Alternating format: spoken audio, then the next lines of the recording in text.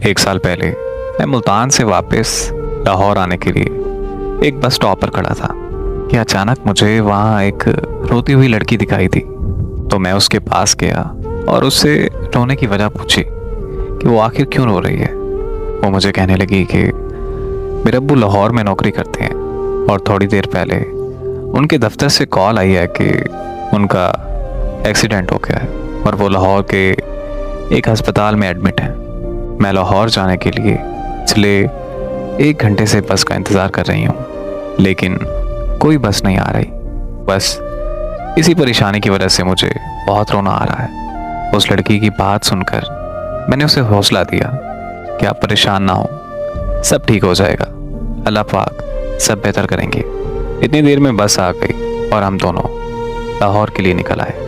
मैं उसका ध्यान बटाने के लिए इधर उधर की बातें करता रहा और फिर लाहौर पहुंचते ही मैंने उसे अपना नंबर दिया और ये कहा कि अगर उसे किसी भी चीज़ की ज़रूरत हो तो वो मुझे कॉल कर सकती है। फिर वो अस्पताल चली गई और मैं अपने घर आ गया। अगली सुबह मुझे उसकी कॉल आई और वो मुझसे कहने लगी कि मुझे आपसे मिलना है। तो मैं उससे मिलने के लिए एक रेस्टोरेंट पे चला गया। वहाँ वो मुझे कहने लगी कि मुल्तान में मैंने आपसे एक झूठ बोला था। मेरे अब्बू अस्पताल में दाखिल नहीं है, बल्कि वो तो मुल्तान में है और बिल्कुल तंदुरुस्त है। मैं तो अपने घर से भागकर उस लड़के से शादी करने के लिए लाहौर आई हूँ जिससे मैं शदीद मोहब्बत करती हूँ, लेकिन उस लड़के ने मुझसे शादी करने से इनकार कर दिया है। मुझे उस लड़की की कहानी सुनकर बहुत दुख हुआ। तो मैंने उससे पूछा कि क्या मैं उसकी कोई मदद कर सकता हूँ।